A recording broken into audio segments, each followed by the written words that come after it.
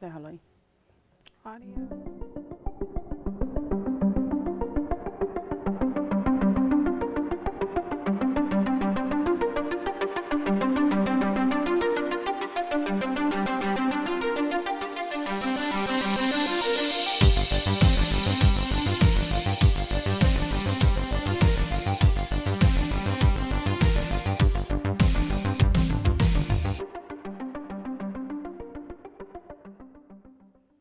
Welcome back to Studio G, news made for the rebel in you. I'm Maria Dibut. And I'm Ariel Mack, and happy Thursday, everybody. We start today with breaking national news. Moments ago, President Biden signed a $1.9 trillion COVID relief bill that will help millions of Americans. But how does this affect college students? Studio G reporter Jonathan Corral gives us a breakdown of the new bill and what is most important to UNLV students. We say to America, help is on the way. Help is on the way. You will receive $1,400 checks by the end of March. As of Wednesday, March 10th, Congress has passed the American Rescue Plan, a $1.9 trillion stimulus bill which will focus on boosting the economy through stimulus checks and extended financial aid benefits for both individuals and small businesses. For UNLV students who file as an independent on their tax returns and make less than $75,000 a year, you will qualify to receive a $1,400 stimulus check. Individuals will also receive an additional $1,400 for every dependent they claim. This is good news for students who have children. Speaking of, another provision would allow parents who qualify to receive up to $300 per child per month starting in July and lasting until the end of the year. Lastly, when it comes to what will affect college students most, the bill also includes details on student loan forgiveness. Any student loan forgiveness passed between December 31st, 2020 and January 1st, 2026 will be tax-free. If you have any questions about whether or not you qualify for any kind of stimulus payments, be sure to visit VITA, UNLV's very own virtual tax assistance program. Hopefully, this bill is enough to put some much-needed air into our economy while also assisting those who struggle throughout the pandemic. Today is also 1 year since the World Health Organization labeled COVID as a pandemic. Tune in onto your local news tonight at 5 when President Biden is set to address the nation. Now on to campus news. UNLV has randomly selected 10,000 students to fill out a very important survey which measures the health and well-being of the university. Make sure to check your Rebel mail and fill out the National College Health Assessment if selected. The form will need to be filled out before tomorrow, March 12th. Good news, Rebels! The Student Recreation and Wellness Center is reopening locker rooms next Monday, March 15. Showers and local rentals will also be available. The rec center has been open since the fall with COVID restrictions and limited hours. During spring break, check their Instagram page at UNLV Rec for updates. The UNLV Book Club is returning this spring with its official selection. This month's book is Megan Rapinoe's memoir, One Life. The book club is open to all UNLV students, including student athletes. There is no charge for UNLV students to join, and a limited number of books will be made available on a first-come, first-served basis. More good news, Rebels. All of your campus parking needs just became a little easier. The days of having to pay a visit to the Parking and Transportation Services office on campus are a thing of the past. Effective March 15, 2021, UNLV will launch a completely new parking management system in partnership with AIMS. This new system will allow Rebel students, faculty, and staff to complete all parking transactions virtually, including purchasing parking permits, updating vehicle information and status, and of course, paying fines. Information that is currently stored in the former parking management system will automatically transfer into the new system. However, all users must reset their password upon the first use. This new system is a means of convenience and will not completely take away from in-person services needed. You can still visit the Parking and Transportation Services office on campus. Online parking transactions done through the current parking portal will not be available from March 11th through March 14th. If you have any questions, you are urged to contact UNLV's Parking and Transportation Services at 702-895-133, and you can send an email to parking@unlv.edu. Last night, UNR President Sandoval released a statement on Twitter in response to a student petition asking for an in-person graduation ceremony this spring. He said, quote, "The month of May will still be too early for the health and well-being of our graduates, their family, loved ones, and friends who will be attending in-person commencement events," end quote.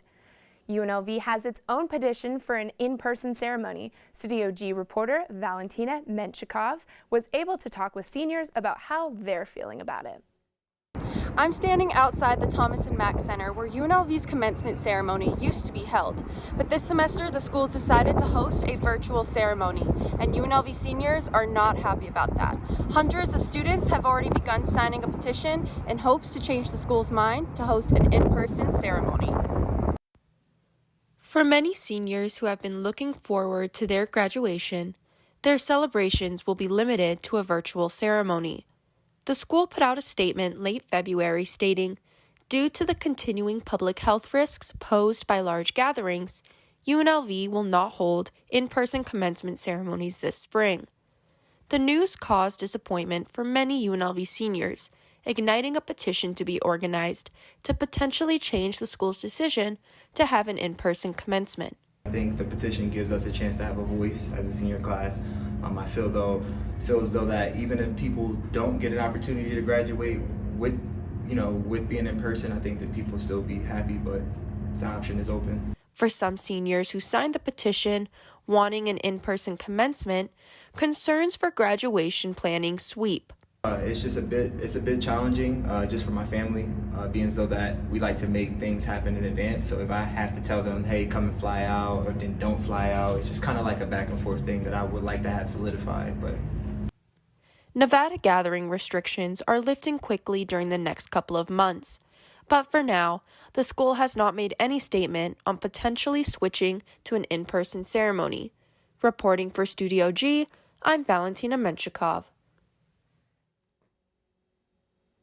As a change in heart still looms in the air, UNLV seniors are staying positive no matter the decision. As we mentioned, there is an ongoing petition for the commencement ceremony, and this week the petition starter met with President Whitfield. Studio G reporter Vanessa Lauren has the update on how the meeting went.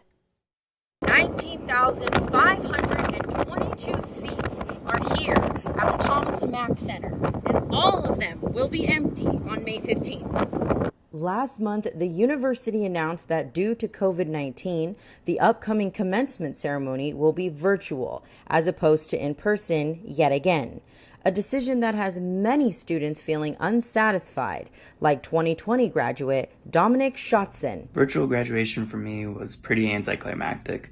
You know, you put your sweat and your tears into 4 years of college work, and you want a little bit more validation than the Zoom ceremony. The students turning the tassel this spring agree with Dominic and are fighting for an in-person ceremony by starting a petition. Leading that fight is political science major Dallin Danforth, who says he started the petition because he couldn't sit idly by and do nothing. I was looking around for somebody to say something, to take some sort of action, and it just wasn't happening. And luckily, a lot of people have rallied behind me since then. A lot of people is right. As of March 10th, the petition, which lists out 3 COVID-safe in-person options, has nearly 3,000 signatures. And Dallin says behind every one of those signatures is a story. For every person that says, I really am thankful for what we're doing here and I really support this movement, there's also somebody else sharing their story as to why it's so disappointing that the university made this decision. I think the most heartbreaking stories have been people like first-generation students who are, blazing these trails for their entire family, and they just want to see them graduate in a real ceremony.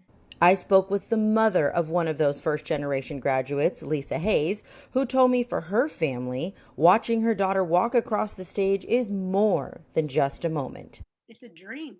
Even if I have to see it on camera while she's walking, I want this for her, mainly for her. So if that's what they need to do, then so be it. But let her complete what she's worked so hard for, And Lisa's plea to the university is not alone. Hundreds of students who have signed the petition have laid out why an in-person ceremony is so important And Dallin says he kept every one of those stories in mind during his meeting with President Whitfield this week. I made a point to make sure that everybody's voices have been heard by the faculty, and they were very receptive and open to everything that everybody was saying. Although the meeting went well, Dallin says, it did not change the decision from the university. He explained that the only way to do that is to continue to put pressure on the administration and for the number of positive COVID cases to continue to drop in Clark County. In the meantime, he is asking everyone to keep fighting. Don't give up hope, but don't have false hope. The amount of students slated to graduate this spring has not yet been released, but according to UNLV's website, 3,100 students graduated in 2020, which is plenty of room for social distancing here at the Thomas & Mack. Reporting for Studio G, I'm Vanessa Lauren. To view the petition, visit change.org and search UNLV 2021 Spring Commencement Ceremony. Coming up, we have your weekend weather forecast. And we hear from UNLV students on what their plans are from spring break. You're pregnant, and no matter what you do, no matter what you try, you can't stop using. But it's not too late. There are safe places across Nevada to help pregnant women stop using. No matter how lost you are, how far along you are, there's always hope. If you or someone you love is pregnant or thinking about getting pregnant and using alcohol, drugs, or tobacco, visit SoberMomsHealthyBabies.org or call 211 to find help today. There is no known safe amount of marijuana used during pregnancy. Everything a mother eats, drinks, or smokes affects her developing baby or enters her breast milk. Just like alcohol and tobacco, using marijuana can have negative effects on your baby. Using any form of marijuana may be harmful to your baby during pregnancy and while breastfeeding. Marijuana can affect your ability to care for your baby or someone else's baby. If you're pregnant or a new mother and using marijuana, you are urged to quit. Visit SoberMomsHealthyBabies.org or call 211. I'm going to break. Hey, good morning, Rebels. Welcome to the weather portion of today's show. As you can see, 50 degrees is where we're at today with a little bit of drizzle throughout the valley. High of 50, low of 39. I wore a jacket on the way in today, and I suggest you wear a jacket if you're headed outside, as well as the winds are kicking in from the south-southeast at 10 miles an hour. Taking a look at the entire valley at the moment right now, you got Henderson sitting at 51, Boulder City out there, once again, good golf in Boulder City at 47 degrees, Nellis, North Las Vegas at 49, as you would expect. Taking a look at Centennial, Summerlin, both about 46, 47 degrees. And right where we're at here at UNLV, 49 degrees. Like I said, not too bad today, but definitely wear a jacket. Tonight, it's not going to get any better. 45 degrees overall, cloudy, low of 41, and the wind still kicking in from the southeast at 10 miles an hour. So good night for stargazing, but once again, bundle up, throw a scarf on. Not too many days left of winter out here, so let's enjoy it while we can. And then you look at your 5-day forecast as we head into spring break next week. Starts out not awesome. Friday, showers. Saturday, it gets better, sunny. As well on Sunday as well, 70 degrees on Sunday, and then Monday, Tuesday, as we head into spring break, it's going to be a good one. Partly cloudy on Monday at 70 degrees, and Tuesday as well, sunny at 64 degrees. That's your weather forecast as we head into spring break coming up next week. And coming up after the break, we talk to a former Rebel about new sports recruitment. Oh, and we're going to send it back over to the desk. That's Ariel's line. Awesome. So we're going to talk about a former Rebel about new sports recruitment and athletics. NDOT's top priority is keeping you safe and connected. One of the many ways we strive to keep you safe is by taking an active role with improving the quality of stormwater runoff entering our waterways from our roads and highways. From constructing and maintaining roads to monitoring our waterways, NDOT's dedicated environmental professionals are focused on reducing the impact of our projects on our environment. We do our very best to preserve Nevada's waters for future generations. This is a storm drain. It collects stormwater. Grass clippings, fertilizer, yard waste, they all contaminate our stormwater. Litter, pet waste, they also contaminate it. Fluids from leaking vehicles run right in there. All stormwater goes untreated directly to our local waterways. Keep contaminants out of our storm drains and out of our waters. Join us in preserving Nevada's waters for future generations. Visit lovenvwaters.com. Yesterday, the running Rebels took down the Air Force Falcons in the first round of Air Force Reserve Mountain West men's basketball team tournament.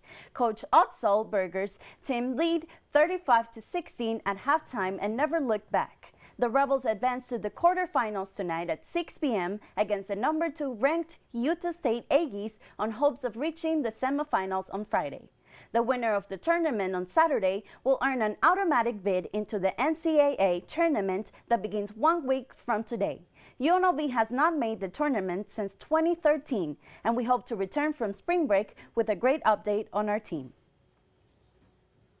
The 2021 football schedule has been released, and Allegiant Stadium will hopefully host 6 games with a full fan base in attendance. After starting his tenure in 0-6, head coach Marcus Arroyo will now have a full off-season to prepare his team for the 54th season of UNLV football. The season starts with a special Thursday night contest against Eastern Washington at home, but the game will have all circled on the schedule will be the October 30th game against UNR. You can drop the other games as we rebuild our programs, but we have to beat the pack. Spring practice begins on March 29th, and we will update you on the season outlook when the team returns to the field. The volleyball team has canceled their 2-game series against New Mexico due to a positive case within the program, and the games will not be rescheduled. After starting their season at 2-3, the women's tennis team will take on Northern Arizona tomorrow and Wayne State on Sunday at the Futira Tennis Complex. Women's soccer starts their 3-game road series in California with a game against Fresno tomorrow and Sunday afternoon game against San Jose State. Men's soccer is on the road in Annenberg to play a Saturday morning match against the University of Texas Rio Grande Valley. The baseball team will be in the 6-1-9 for a 3-game series against the Aztecs of San Diego State University, and the winner of the series will sit alone on the top of the Mountain West. All right, guys. Good afternoon, UNLV. And today we have a very special guest here for our interview. Our very own UNLV sports analyst and color analyst for our soccer team and our Lady Rebs as well. So without further ado, here's Ashley Dickinson, guys. Thank you for that introduction. Absolutely. Ashley, I'm glad to have you in here today. I want to talk about a few things involving the things that you do with sports analysts, and I want to know how things have been transitioning with the pandemic in play and how the teams have been playing out as well. So in December, I got asked to be the color analyst for the Lady Rebels basketball team. Mm-hmm. I've just been able to work with the play-by-play for the Mountain West Conference Network, and basically he just describes what's going on in the game, and then I kind of just explain, you know, what that player's thinking, what they should have done, what they could have done, and just kind of give a little bit of background information on those players. Absolutely. I'd only imagine how cool that is to be able to connect with, you know, new and current athletes, you know, to see how everything is pretty much going throughout their seasons. It's good to know. Moving forward, Ashley, I've been seeing your Instagram. I follow you on social medias a lot. I'm always really happy with what I see, what you put out for UNLV. But one thing that stood out is how you're having the new recruits and commits for the 2021 season come in. This is amazing. Honestly, it's probably one of the most coolest things I've seen this year. How are you getting these recruits to come on your live? And tell a little bit about what your experience has been so far. So I've just noticed whenever they post, like whenever Coach Arroyo or the football coaches post on Twitter who they signed, I've just reached out to them, followed them, kind of just congratulated them, and then just started that whole process of just trying to be like support. And then I asked them, would you mind doing an interview for Rebel Report and also for me as well, just so we can get the community to know a little bit more about you. Like, we know that they're great athletes, but I just kind of want to showcase who they are without the number. And so that's kind of what I've done. I've just emailed them the Zoom link, set up an interview, and just kind of made it a great conversation and just kind of pulled things out of them that I think that people would be interested to know. And yeah. Absolutely. I mean, I really think that it's important for all of us to know how these recruits are coming in, the mindsets that they have, and you know how eager they are to have our program be more successful, you know, and be more together as a group. We need to know who these athletes are before they come here so that we can have the love properly, you know, ready for them when they come here. they're great athletes, but they're even better people, and that's what I've kind of grown to know after these interviews. That is beautiful. I'm glad you got to experience that this far, and I wish you luck with that, Ashley. Thank you. Moving forward, you are a UNLV alumni. Yes. You were a virtual graduate. So unfortunately. we must touch base on that a little bit to just know how that exactly went for you, graduating virtually after putting in so much work. Yeah. And having to see your name on a screen. It's longer than most. Most people graduate in 4 years. I was actually a college athlete, soccer player myself, and took some time off. And so it's actually taken me 8 years to graduate. And I was really looking for that glory moment of walking across the stage and kind of looking out at my family. So to be with my family on my couch, watching my name cross the TV, I was like, oh, wow. Yeah. But it was still a great moment. I was still bawling my eyes out, and Absolutely. yeah, it was a great experience though. They did a great job. Oh, I'm glad that they were able to support you in that time, and definitely be able to send you off the right way. This will be my final semester, so I definitely feel for the whole virtual status of everything. But the most important part is the paper, so don't even worry about it. Most importantly, yes. Okay, so moving forward, guys, my last question I want to ask you, Ashley, is what's something that you would tell new athletes coming in, just, in reference to motivation-wise when they come into the school? I think I just did an interview yesterday with Sebastian McQuigg, who's actually going to be walking on, and I think he said it best. Just be yourself, no matter who you're going to be meeting or who you're around. Always be yourself, because that's all people can ask for. If you're yourself, what more can you ask for from someone? Right on. All right, guys.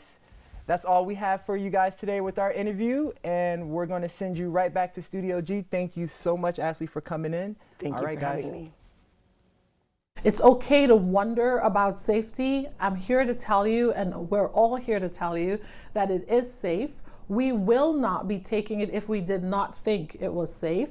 We would not be advocating for our own family members to get a vaccine if we didn't think it was safe. These vaccines have demonstrated that they can prevent severe illness and death, which means we finally have a chance of beating this thing and getting back to the life that we knew pre-pandemic. I think the vaccine's important. I absolutely am going to take advantage of it. It's an opportunity we have to try and prevent the spread and contain this. Look, we know the devastation that Nevada's economy has seen from the COVID-related illnesses and the shutdowns at businesses across the board, from gaming all the way down to small business. And we need to make sure that we do everything we can to protect our loved ones, to protect our neighbors and friends. Anything we can do to get back to work is extremely important. As we mentioned earlier today, marks a year since COVID-19 was declared a pandemic, and that meant spring break was interrupted. Studio G reporter Katora Thomas chatted with a few students on campus about what their plans are this year. Almost 1 year ago, students across the country left campuses to embark on a rite of passage, spring break. Unfortunately, it didn't take long before the CDC announced that COVID-19 was a worldwide pandemic. But now that vaccinations are available to the public and a multitude of states have begun to open their economies again, I stopped a couple of students on campus to ask, do you have plans for spring break? I'm actually going on a vacation with my family to California, and I think we'll be going to Los Angeles. My plans for spring break are just connecting with my brothers and sisters in my church and reaching out to people to study the Bible. Then I wondered, do any of these students have advice for other people who are traveling? I would have to say it's really about social distancing and making sure we're stopping this spread. Because if anything, we should be more aware of those things and ultimately try to stop them, not progress them. I think it's not a good idea, since we should be quarantining. It's definitely a big adjustment in all of our lives, but I think it all brings us closer together if we let it. It's definitely a big adjustment in all of our lives, but I think it brings us closer together if we let it. It's good to hear what students are doing on campus. Reporter Jasmine Wynn spoke with out-of-state students to find out their plans. For spring break this year, I will be just relaxing and chilling, to be honest. Don't have any big plans like vacation, so I'll just be at home, and it's pretty similar to what I did last year. I was able to travel back to Colorado. For spring break this year, I'm going to be staying home. We are in a worldwide pandemic still, and I think it's so important to socially distance, so I'm going to be doing that. For my spring break, I was really hoping that I would be back in Vegas with my friends. Maybe we could just do Vegas things, or even better, go to California, Disneyland, the beach, that kind of thing. Unfortunately, none of the regulations lifted in time, so I am stuck here in Alaska, and there's a blizzard going on right now, so. As of today, the CDC has recommended those who have not been fully vaccinated to refrain from traveling. As we end today, we want to leave you with a few ideas on how to spend your spring break, starting with a local experience. The 35 Cinema, located in downtown Las Vegas inside of the Neopolis, is open for business. What makes them unique? None of the movies shown are digital. And 5 minutes before each showing, the audience will have the chance to see the stuffed thread, the projector. This weekend, they're showing Alien and The Shining. Tickets are only $10. Visit their Facebook page for more information. And if you're looking to get a place to get wild out of town that isn't too far for drive, check out this place. So where do all the Las Vegas show lions go when they're no longer small cubs? Keepers of the Wild in Valentine, Arizona is their chance at a second life. Lions, tigers, bears, and other exotic animals are rehabilitated in this 175-acre wildlife sanctuary. Animals are rescued and nurtured here. Some were show animals, exotic pets, or even just abandoned when the owners moved. Keepers of the Wild is a nonprofit organization aimed to providing animals a lifelong home. Tickets for entries and tours go directly to feeding the animals and saving other endangered species. Book your next trip at keepersofthewild.org. Reporting from Studio G, I'm Ariel Mack. The Wildlife Sanctuary is 2 hours away and provides home to 130 species. If you don't visit but still want to show your support for the animal sanctuary, visit keepersofthewild.org. So Maria, do you think you'd visit? Of course. I think it's amazing. Yeah. I've never been, and this is my first time hearing of it. So yeah. What do you have planned for spring break? I'm actually going to Tennessee. I'm going to go see my family, and I've never been as well, so I'm actually really excited. How exciting. I've always wanted to go to Tennessee. I'm staying here. I'm probably going to be working, but it's okay. Hopefully by the summer I can go out of town or something. Yeah. But I hope you have a great time. Thank you. You too. Enjoy this crazy weather that we've kind of been going on. That is all we have for you today, Studio G. Thank you for watching us today, and we will see you next time. Until then, I'm Maria Dibut. And I'm Ariel Mack, and thank you for watching, guys. Have a great spring break.